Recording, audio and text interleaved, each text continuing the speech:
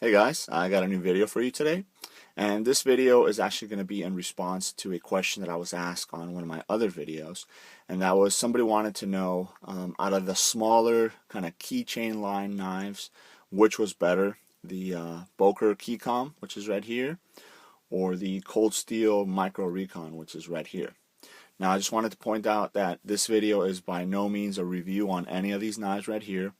The setup is not indicative of which is better to which is worse or anything like that. This is just a couple of the knives that I had in my collection that I feel would fit that kind of keychain, secondary EDC blade, format for the majority of EDC purposes. I would say that pretty much all these knives would be able to be attached to a key ring with your set of keys and carried on a daily basis and would do an excellent job. So I just kind of wanted to show some different options. I've done a video like this before, but I wanted to revisit it since there are some newer styles like the Micro Recon there, and so just some philosophies that I would think would make these pretty good EDC knives or keychain knives. So obviously, if you guys haven't seen my review on the Boker Keycom, this is the Boker Keycom right here. Now, one thing that this knife has over the majority of these knives is that it does come with a pocket clip. For such a small knife to have a pocket clip, that is pretty nice because it gives you different carry options. You have your split ring right here. You do have the hole so you can thread some lanyard through there. The only thing is it's not wide enough to fit ungutted 550 paracord. So you would have to actually gut the paracord to be able to fit it through there. So that's where the split ring comes in handy. And then obviously your pocket clip here. You can remove that, which would definitely, if you're going to carry it in your keychain, I would say to do so, just because it'll give it that much more of a slim profile. So if you guys can see, without the pocket clip there, it makes it very, very thin, nice and slim on there. Now this is opened through a thumb stud right here, and the only thing that I found is without an attached lanyard to give you a little bit more grip to it, it's very difficult. You have to put a lot of pressure on it to go ahead and open it. And again, it's not because of the detent on the actual blade, it's just because of the size and the way you would have to hold it to go ahead and open it. Now once it's open and locked, it's pretty nice. It's a very, very sharp point on it, and then you have your frame lock right here. So it's a great little knife. And then if you guys didn't see my review, the Cold Steel Recon 1 Micro, it's great. I mean, I've been carrying it as my secondary EDC since I posted that review. As you guys can see, it's obviously a lot easier to open. The thumb stud is dual-sided, so left or right hand, and then the lanyard hole is a little bit bigger, so it could accept ungutted paracord, but you're probably going to have to to work to get it through there. Obviously, it's got the lock strength of that Cold Steel has come to be known, and it's very, very comfortable. Those grabber handles actually going to give you a really good grip. Now, the one thing that I found is because of the way that the ergonomics of this knife, it lends itself to actually not needing a lanyard to get a really nice secure grip on it, especially when you're going to go ahead and open it. You fits really nice in the hand and opens real easy. So that's why you don't see a lanyard on this one. I haven't thrown one on there because honestly I don't feel that I need it. Now, a couple other options that you guys see before you here. Some are very popular and a lot of people do carry them as their keychain or secondary EDC blades. Some maybe you've never seen before or you wouldn't think to carry on an EDC, on a keychain. So, just to kind of give you an example of those. This one right here is the CRKT, and this model is called the PECK. So, P-E-C-K, if you guys can see that. Now this blade, it's a Warncliffe style blade, so it's straight all the way across, and it comes to a very, very wicked point. It's also chisel ground, so the grind is only on one side, the other side is flat. And the reason that it's done is because since there is no other scale on the other side, it just it comes in and it doesn't cut you if you were to rub your hand or anything like that on there. Now this one does have a pocket clip as well, because a lot of people would like to double this as a money clip. So you have that clip there, or if you want to go ahead and clip it in your pants, that's fine. And then it's got a really, really sizable lanyard hole there. You can put a split ring on there and stuff like that, and you're good to go. Now, if you guys can see the design on this knife, it starts kind of wide up here, and then it kind of tapers down and then it's rounded off on the top. Now what that does is it lends itself really nice to fit on your keys, because once it's on the key ring, it's a little bit narrower up here, so it doesn't provide as much bulk against your keys, and then it sits really nice. It's a very slim profile on that, and it's a pretty nice knife. I have had this for quite some time, and I do carry it on off and on, depending what I'll be doing. So it's a nice reliable knife there. This one right here, I actually have a review on it as well. I can't remember the name of it, but it is a Wenger slip joint style, and the cool thing about this is it's very, very thin. Now, a lot of people would say, well, it's a pretty big knife to carry on a keychain or whatnot, but just because of the fact that it's so thin, it definitely does disappear on your keychain.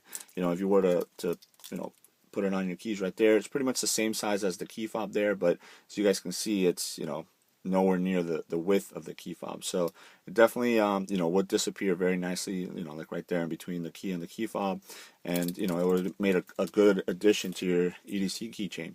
Now, the other good thing about this particular one is that not only do you get a nice big pen style blade, again, it is a slip joint, so it will not lock. But for the majority of the tasks that you're going to be doing with this, it's not going to be heavy duty tasks. It's just something small. Pop it open, cut something, and then you're good to go. But it also brings a smaller blade. So in this small form factor, very thin form factor, you actually get two blades, which is really nice. You can say have the bigger one always sharp, never use it for anything. That way you have it as a backup in case you need a really, really sharp blade, and then just use the smaller one for all the everyday tasks, or vice versa. And that way it's this small little package offers you two blade options, which is really, really nice, and that's what I really like about this particular one. Now, in the middle here, you'll see I have 3 different models of Spyderco. Now, a lot of people really, really like Spyderco as far as their knife brand. They make great knives, and even from something just as small as these to the bigger knives, you're going to get the same, the same feel and the same resistance and cutting power and all that you would just in a smaller form factor. Now, for a long time, if you've been following the channel, you know that the Ladybug from Spyderco has been my go-to secondary EDC knife. I don't normally carry these knives on a keychain, just I don't want to make it that bulky. Normally what I'll do is I'll carry it in that kind of 5th coin pocket, or just drop it into one of the cargo pockets in the bottom, and it rides freely there. This is just one of the examples. I have a couple different Ladybugs. Now, this is just one of the examples I have. Now, with the Ladybug, you would think that since the handle is pretty much almost the same size as the Recon 1, it would be just as easy to open. But in my opinion, I find that it's a little bit more difficult, just because of how thin the handle is or as far as the width goes in comparison to the cold steel, and just how much straighter that handle is as opposed to the angle that you get on the cold steel. So even though it has a lanyard hole, which is obviously ambidextrous, you can open it left or right, I do find the cold steel Recon 1 to be a little bit easier to open. The one thing that I will give is, obviously, like I mentioned before, it is a Spyderco, so you're going to get all the the quality control and all that you would from any Spyderco that you would purchase. So this is one of the options as far as a keychain knife. A lot of people use it for a keychain knife for a secondary EDC, and that's the Ladybug. A lot of people haven't seen this one. This is the Spyderco Jester, which is pretty much the same size as the Ladybug, but obviously it's got a completely different blade shape, almost like a sheepfoot blade shape, and it does have a little jimping right up here. That way, if you want to get in real nice and get some intricate stuff going, you can put your finger there, and the jimping will keep it in place. But again, another option, same size and everything, just a different blade shape. Obviously, last but not least, the Spyderco Bug is definitely something that as soon as you see it, it screams, "Put me on a keychain." It's tiny. You'll probably get it. You'll probably lose it if you try and put it into a pocket. Obviously, a small little lanyard hole there, not big enough to fit gutted or maybe even ungutted paracord. You might get the ungutted if you try, but obviously if you put a split ring on that, you can go ahead and put it on your keys. Great little slip joint. It's all stainless steel. You go ahead and open it up. Obviously, this almost impossible to open with one hand, and if you can, congrats to you. I can't do it, so for the most part I would always have to use 2 hands to go ahead and open it, so obviously that's a drawback.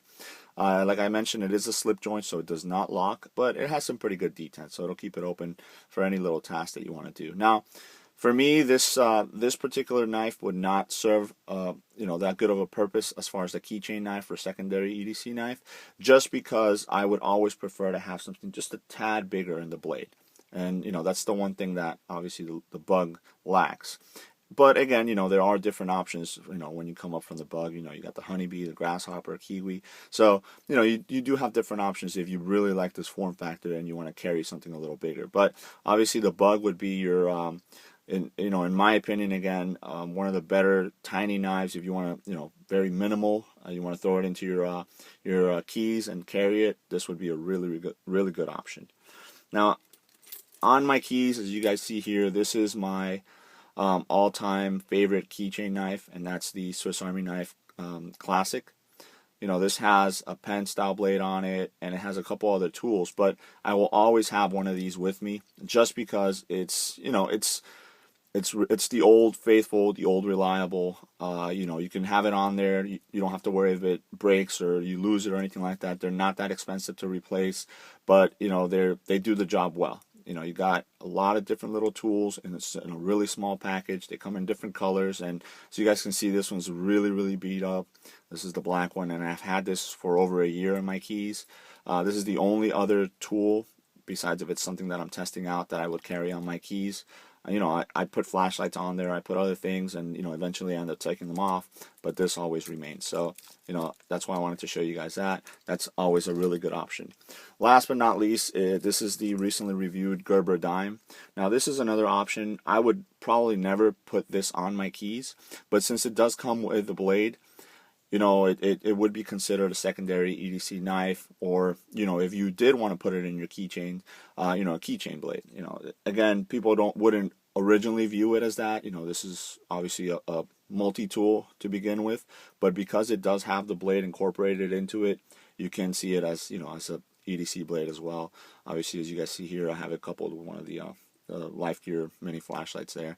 So the way that I would carry this, again, as a combo, throw it into a pocket, maybe in that fifth coin pocket if I'm wearing jeans, and I'm good to go. So I just wanted to show you guys that as far as an example of different keychain style knives that you can use. Again, this was I did get asked about the Keycom and the Micro Recon. If I had to choose, size in this particular scenario would not be a big thing for me. I would definitely go with the Recon one. It's as a knife, it's a lot better in my opinion, just because of the blade size, blade width, and just the ability to be able to open it. Now, if you're worried about size and putting it on a keychain, obviously, as you guys can see, there is a notable size difference. And then once you take the pocket clip off, you will notice a width difference as well. But those two things is what makes, in my opinion, the Recon one a little bit better. It's not a better knife per se, but for the situation and the form factor that you want, I would probably say it is better. So there you go. Let me know if you guys have any questions, and I hope you enjoyed that. Thanks.